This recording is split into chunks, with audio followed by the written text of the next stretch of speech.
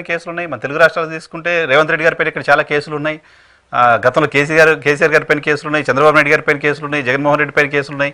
ఈ కేసులు అన్నింటిలో కూడా ఇదే రకమైన ప్రాక్టీస్ నడుస్తుందా సార్? సిబిఐ కేసులు కావచ్చు, ఈ కేసులు కావచ్చు.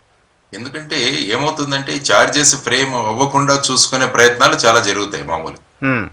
అంటే మొదట్లోనే డిశ్చార్జ్ పిటిషన్లు వేయడం, ఈ డిశ్చార్జ్ పిటిషన్లు ఫర్ ఎగ్జాంపుల్ కింది కోర్టు గనక తోసిపుచ్చితే వెంటనే హైకోర్టుకు వెళ్ళడం, ఈ విధమైన ప్రక్రియలో ఉండడం వల్ల ది బేసిక్ ఇనీషియల్ స్టెప్ ఏంటంటే చార్జ్ షీట్ అయిన తర్వాత చార్జెస్ ఫ్రేమింగ్. దానికి ముందు డిశ్చార్జ్ పిటిషన్లు వేసుకుంటారు. దాంట్లో ఆర్గ్యుమెంట్లు అయిన తర్వాత వీరి దగ్గర ఉన్న మెటీరియల్ తగినంతగా ఉందని కోర్టు కన్క్లూడ్ అవుతే వారు చార్జెస్ ఫ్రేమ్ చేసి ట్రయల్ మొదలు పెడతారు. కానీ ఇంతకు ముందు దీనికి ఒక టైం లిమిట్ ఉండేది కాదు. ఇప్పుడు బిఎన్ఎస్ఎస్ లో నేను చెప్పినట్టు 60 రోజుల్లో చేయాలన్నది ఉంది.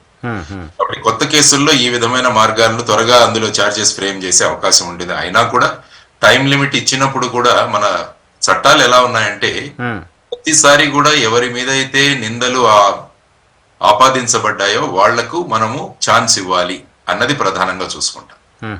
కాబట్టి వాళ్లకు ఛాన్స్ ఇవ్వకుండా మనం ఎందుకంటే వాళ్ళ సైడ్ ఏదైతే ఉంటుందో వాళ్లను ముందు ఉంచడానికి వారికి తగిన ఆపర్చునిటీ ఇవ్వాలి. అదర్వైజ్ ఏంటంటే ఈ ఆపర్చునిటీ ఇవ్వకుంటే ఏమవుతుందంటే వాళ్ళు పై కోర్టులకు వెళ్లి మళ్ళా అక్కడి నుంచి రిలీఫ్ తీసుకునే అవకాశం ఉంటుంది. కింది కోర్టులు ఎప్పుడు కూడా వీరు ఏదైనా అప్లికేషన్ పెడితే దానికి సానుకూలంగా ఇస్తుంటారు ఆర్డర్స్. మాకు మా అడ్వకేట్ లేడనో లేకుంటే కారణం చూపించి దాన్ని పోస్ట్పోన్ చేస్తూ ఉంటారు. తర్వాత ఏంటంటే పెద్ద పెద్ద కేసుల్లో ఏమవుతుందంటే చాలా మంది నిందితులు ఉండడం వల్ల వాళ్ళందరూ కూడా డిశ్చార్జ్ పిటిషన్లు వేస్తారు. కాబట్టి వాటన్నిటి మీద ఆర్గ్యుమెంట్స్ అవ్వాలి. కాబట్టి ఇటువంటి పరిస్థితులలో ఏమవుతుందంటే ఈ కేసులు అన్నవి ముందుకు పెడతాయి.